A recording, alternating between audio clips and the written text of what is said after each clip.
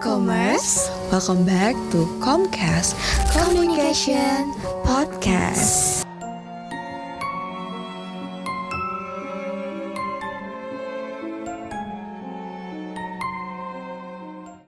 Bersama aku Aci.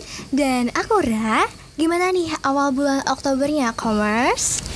Kalau aku sih ya Ra, awal bulan Oktober ini tuh udah horor banget menurutku. Aduh, kenapa tuh horor, Ci? Karena masih awal bulan udah gak punya duit. Ini sama sih cerita horornya kayak aku ya. Iya. Aku juga awal bulan nih udah miris duit ya. Gitu, Aduh. benar banget. Nah kalau Commerce gimana nih?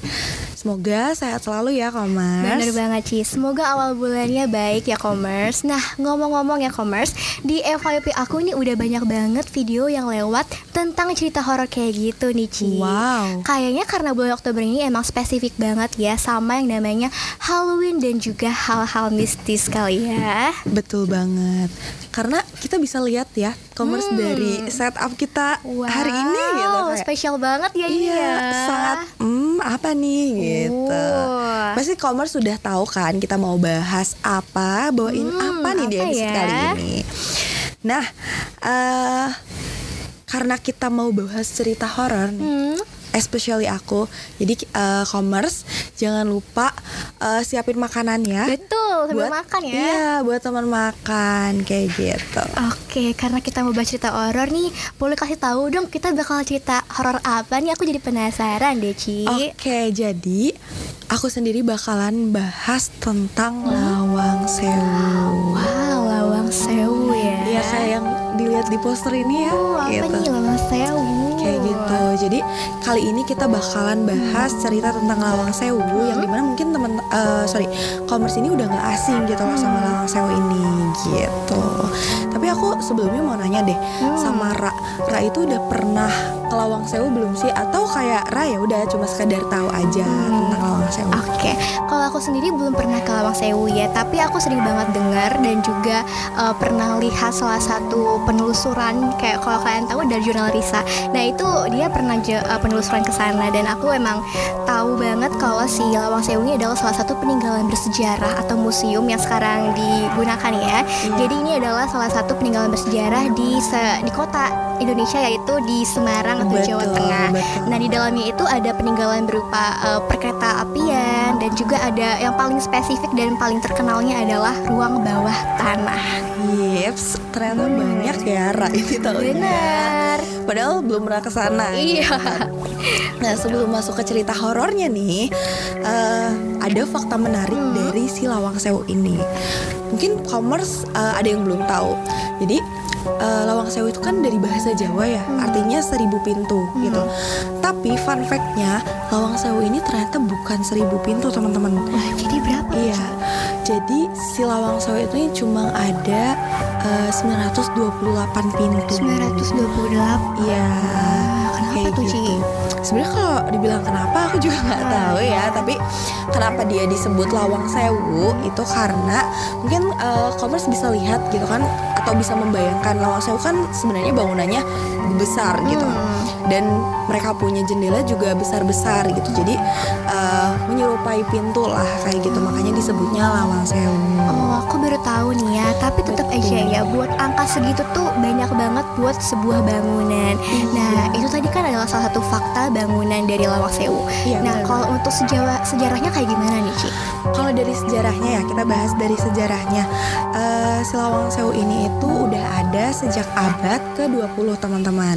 Jadi sekitar tahun 1904 mungkin ya gitu kan. Ya kalau nggak salah 1904. Nah awal tujuan dari dibangunnya Lawang Sewu ini itu adalah untuk sebuah kantor pusat dari perusahaan kereta api Belanda gitu. Jadi swasta gitu, milik Belanda.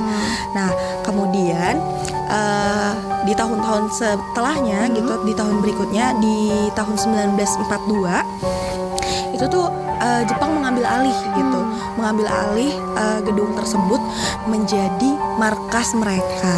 Oh, jadi awal mulanya Lawang Sewu ini adalah salah satu tempat buat kereta api ya, yang dimiliki oleh Belanda. Lalu betul diambil banget. alih oleh Jepang menjadi salah satu markas ya. Betul untuk negaranya. banget. Oh berarti horornya tuh emang udah pas jadi markas Jepang ya Ci ya?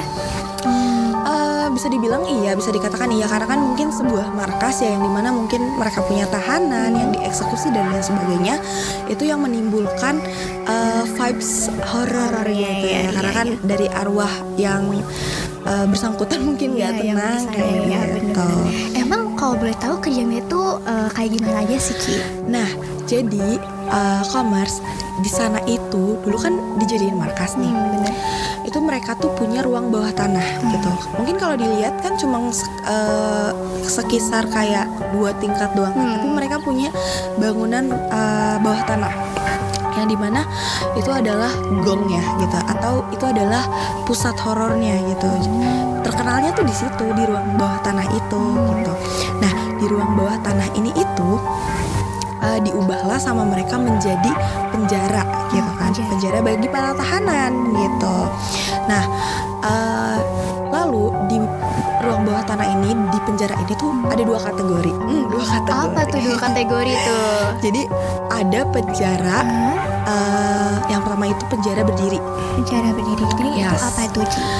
Penjaranya yang dimana mereka dimasukin ke satu ruangan yang besarnya cuma 1x1. 1x1. Ya, bener banget Commerce. Aku ngeliat kosan 2x2 aja sempit, apalagi 1x1. Iya, 1x1 dan itu diisi sama 7-8 orang, dari 6-8 orang lah ya gitu. Jadi pokoknya dimasukin semua kayak gitu dalam keadaan berdiri. Oh my God. Seperti itu. Itu dari sini aja aku merinding ya. Gimana aku nggak ngebayang gimana para tahanan dimasukin ke dalam ruangan seperti itu ya. Benar banget. Terus yang satu lagi tuh apa Ci? Oke, kalau misalnya tadi penjara berdiri kan, dimana itu aja tuh udah kejam gitu ya, untuk mereka udah kejam banget. Benar-benar. Sekarang ada penjara jongkok. Jongkok. Kalau penjara jongkok itu gimana sih Ci? Nah, penjara yang kedua ini itu mereka diposisikan dengan keadaan jongkok. Ini benar-benar lebih kejam lagi karena selain jongkok, ruangan yang mereka pakai itu cuma besarnya 1,5 meter dan dengan tinggi 1 meter aja. Gitu Commerce. Tapi ini lebih tragis dan lebih parah ya. Dan ditambah lagi, selain itu kan udah kejam banget ya. Ada mereka tuh di situ dialirin sama air sampai seleher kayak gitu. Jadi aduh, gak kebayang. Jadi ruangan ini dimasukin air dan juga jeruji besi. Iya. Oh my God. Iya. Ini lebih parah dan juga lebih gak manusiawi ya. Iya, betul. Ternyata penjara di ruang bawah tanah ini seserem itu ya. Dan selain penjara itu ada lagi gak sih tempat yang memang kesannya horor banget sih di Lawang Sewu ini Ci? Oke, sebenarnya kalau misalnya dibilang ada lagi nggak ya, pasti ada. Iya. Karena kan memang satu gedung mereka bukan didesain, tapi maksudnya mereka tuh dikatakan kalau misalnya itu horor. Tapi ada lagi satu tempat yang dimana itu termasuk gong juga. Itu adalah tempat eksekusi pemasungan para tahanan. Pasung. Iya, jadi gitu lah, gitu. Jadi mereka di situ setelah ditahan, mereka disiksa di situ dengan dipasung. Kemudian setelah pemasungan itu badan mereka dibuang. Badannya dibuang? Yes, badannya dibuang ke sungai lewat jalur bawah tanah tadi. Gitu. Jadi ruang bawah tanah itu bukan cuma jadi tempat tahanan, tapi juga pembuangan juga. Iya, sebenarnya alur sih kayaknya gitu. Jadi lewat situ ya, bayangin aja, maksudnya kayak ruang bawah tanah yang sangat gelap, lembab dan lain sebagainya, ditambah lagi dengan penjara yang seperti itu dan gitu deh. Makanya aku jujur udah merinding banget. Iya, aku dari tadi udah merinding sih pas kamu bilang yang tahanan itu dipasung. Oh my God, pantas aja ya Lawang Sewu ini terkenal banget sama mistisnya. Karena emang sejarah dari bangunan ini emang sendiri yang jadi penyebabnya juga ya. Betul.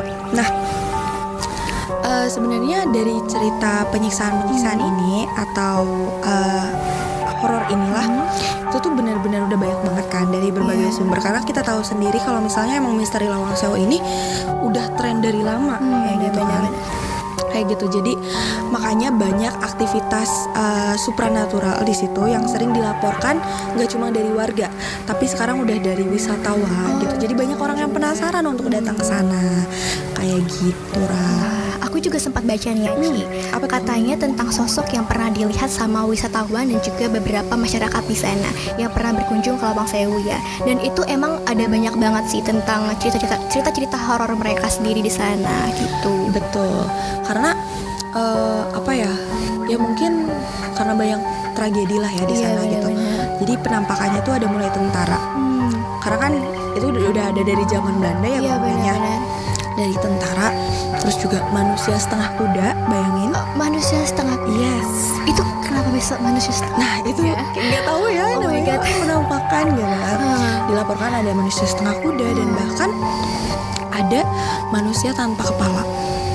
Itu adalah arwah gentayangan yang pemasungan. Bisa jadi gitu. Jadi banyaklah berbagai arwah di situ dan penglihatan. Maksudnya kayak indera seseorang kan nggak cuma penglihatan ya, Iya. tapi ada yang bisa merasakan, ada yang bisa mendengarkan dan lain sebagainya. Di situ tuh banyak banget suara tangisan, jeritan dan lain sebagainya. Karena kan mereka disiksa di Iya, situ, kayak gitu. Itu adalah arwah-arwah atau sosok yang memang belum terima dengan kematian tragis mereka ya. betul. Wah, itu aja udah seru banget ya, Oci. Udah mulai bikin aku merinding dari tadi Ya ya. merinding banget, aku dingin nih sekarang kayak. Sama, aku juga Iya, banget. gitu. Gak kerasa lagi. Tapi dari semua itu, kamu tahu gak apa cerita yang paling mistis atau paling terkenal di Lawang Sewu ini? Kalau misalnya dibilang yang paling terkenal, mungkin banyak ya gitu kan. Tapi salah satunya itu di Lawang Sewu ini beredar kalau misalnya ada penampakan hantu Belanda, wanita Belanda kayak gitu. Dan itu penampakannya di ruang bawah tanah gitu. Jadi emang banyak banget nih misteri di ruang bawah tanah ini gitu, lebih banyak gitulah. Itu lebih ke noni ya, noni-noni. Iya, noni-noni Belanda. Itu Karena kan itu emang sempat viral banget ya kalau betul, nggak salah. betul. Karena kan emang kita maksudnya bangunan ini kan memang sudah ada dari Zaman lama Belanda ya. gitu kan, dari zaman Belanda kayak gitu. Nah, aku juga masih inget ya waktu salah satu acara TV itu pernah datang syuting ke sana juga dan nggak sengaja waktu mereka merekam si Lawang Sewu ini mereka melihat sosok tersebut ada di pojokan ruangan sana dan katanya sosok itu juga berdiri memiliki rambut yang panjang lalu juga punya wajah yang pucat dan yang paling membuat menariknya adalah sosok ini memiliki menggunakan gaun putih khas zaman kolonial Belanda. Betul, kayak gitu. Jadi benar-benar sosok ini tuh dipercaya lah kalau misalnya dia adalah arwah dari mungkin salah satu yang meninggal di sana dengan tragis gitu kan, oleh masa penjajahan Jepang gitu. Jadi dengan banyaknya korban penyiksaan, ya itulah mungkin beneran masih gentayangan dan lain sebagainya kayak gitu. Ngeri banget ya, Ci. Gak kebayang juga ya, bayangin aja suasana ruang bawah tanahnya yang emang lembab terus gelap dan kalau tiba-tiba muncul sosok itu di pojokan, apa yang bakal kita lakuin ya? Oh my god, Kalau aku sih kayaknya udah nggak bisa kemana-mana lagi, kayak pingsan. Aku juga sama, kayak langsung pingsan ya di tempat. Betul, kayak gitu. Nah, tapi Ra, karena cerita horornya ini itu membuat Lawang Sewu tuh semakin terkenal kayak gitu. Jadi banyak wisatawan yang kesana gitu, yang kesana untuk membuktikan apakah benar dan lain sebagainya. Dan selain daripada itu juga sebenarnya ini adalah ikoniknya Semarang gitu kan. Jadi mereka punya sejarahnya seperti apa dan lain sebagainya. Kayak gitu sih. Itu tuh yang bikin ya. Itu yang bikin Lawang Sewu tuh bukan cuma bangunan tua biasa aja ya sepertinya, betul. tapi juga jadi urban legend horor yang legendaris banget di Indonesia tentunya. Bener banget. Nah, cerita-cerita mistisnya itu udah pastilah turun temurun gitu kan dari warga sekitar atau bahkan orang-orang yang pernah ada di sana gitu sebelumnya kayak gitu. Jadi benar-benar diceritain ulang dan lain sebagainya, makanya bisa jadi urban legend dan lain sebagainya kayak gitu. Nah, terus juga ya banyak banget sih ya sebenarnya yang bilang kayak di balik pintu itu ada suara langkah kaki. ada suara tangisan dan lain sebagainya. Itu tuh benar-benar yang bikin ternyata terbukti ya gitu. bahwa emang ada pengalaman supranatural yang terjadi di Lawang Sewu ini. Tapi yang menariknya Ci, sekarang Lawang Sewu ini nggak cuma dikenal karena kisah seremnya aja, tapi pengelolanya juga udah benar-benar merawat tempat Lawang Sewu ini menjadi tempat yang benar-benar bersejarah dan juga cocok untuk dikunjungi, bener banget. Walaupun serem ya sebenarnya. Jadi pengunjung bisa menikmati sisi sejarah dari Lawang Sewu ini dan juga arsitekturnya yang menjadi megah banget tentunya. Betul banget nih Komers. Jadi kalau ditarik ya secara keseluruhan sebenarnya Lawang Sewu ini punya dua sisi gitu ya. Sisi yang dimana mereka nih bisa menjadi sejarah gitu, sejarah pembelajaran entah dari atau mungkin sejarah dilihat dari bangunannya dan lain sebagainya. Tapi di satu sisi juga memiliki kesan yang horor, cerita horor yang dimana itu yang menarik dari para wisatawan atau orang-orang lainnya kayak gitu. Setuju banget sih Ci. Mungkin justru karena dua sisi inilah Lawang Sewu ini tetap menjadi ikon yang menarik buat dikunjungi oleh para wisatawan. Nah, mau karena penasaran sama kisah horornya atau mungkin karena kagum juga sama keindahan dari Lawang Sewu ini. Betul. Karena sebenarnya kalau dilihat-lihat ya bangunannya cantik aja gitu loh. Banget. Cuma ya emang vibes-nya tuh wow mencengkam gitu kan. Bener banget. Kayak gitu. Nah, udah banyak nih kita ngomongin tentang Lawang Sewu ya. Banget. Kita nggak kerasa banget nih Komers. Bener-bener kita ternyata udah di penghujung episode kali ini. Oh my god, udah di penghujung ya ini ya. Iya, sedih banget. Nah, ternyata kita juga udah kupas tuntas tentang Lawang Sewu. Dari mulai arti nama Lawang Sewu sampai dengan cerita-cerita mistis yang ada di Lawang Sewu. Betul. Nah, dari pembahasan kita nih, kira-kira Komers tuh paling inget atau yang paling nyantol tuh apa gitu? Aku penasaran deh, apa yang bikin Komers tuh merinding gitu? Kalau dari Ra apa nih? Oh, kalau dari aku ya, jujur aku beneran merinding pas kamu mention soal sosok tanpa kepala itu. Yes. Dan juga sosok yang manusia kuda itu. Itu aku kalau ngelihat pocong secara langsung aja aku udah pingsan, apalagi kalau siluman yang berbentuk kuda dan juga tanpa kepala itu bikin aku oh my god merinding banget ya bagian itu. Nah, kalau kamu sendiri gimana Ci? Kalau aku jujur sama yang tanpa kepala, karena kan itu benar-benar mereka dieksekusi dan lain sebagainya, jadi kayak aku yang menceritakan aja merinding gitu lah gitu. Nah, nggak kebayang kalau misalnya kita ada kesempatan untuk berkunjung ke sana gitu. Sebenarnya mau, tapi kayaknya aku juga mau sebenarnya sih. Kayaknya nggak kuat deh kayak gitu. Kayak bisa pingsan di tempat mungkin. Iya ya. Nah, kalau Komers gimana nih? Bagian mana di obrolan kita yang bener-bener kerasa banget horornya ya? Betul. Atau Komers sendiri udah pernah datang sana? Iya, kalau saya ya, atau mungkin emang ada keinginan untuk ke Lawang Sewu setelah mendengarkan podcast kita banget. ini. Siapa tahu mau nganalisis. Iya, bener banget. Itu bisa banget gitu kan. Jadi coba ceritain aja pengalaman Komers di komen ya. Betul. Sambil Komers sharing di kolom komentar, aku juga mau ucapin terima kasih banyak buat Komers yang udah dengerin episode kali ini sampai selesai ya. Biar Komers gak ketinggalan episode lainnya, jangan lupa untuk follow Instagram Komcast di @kom.cast dan Spotify Komcast. C-nya besar ya Komers. Oke, jangan lupa buat ikutin keseruan kita juga atau keseruan Komcast nih ya, tepatnya di TikTok. Karena sekarang kita udah punya TikTok. Wah, di mana itu, Ci? Kalian bisa cari @Komcast. Pokoknya hurufnya kecil semua dan disambung kayak gitu. Oke, karena kita udah banyak banget ya bahas tentang Lawang Sewu ini dan benar-benar udah sampai merinding. Jadi mungkin saatnya kita pamit undur diri. Betul banget. Jadi, aku Oci dan aku Ra, kami pamit undur diri. See you on the next episode. Happy Halloween and bye-bye Komers.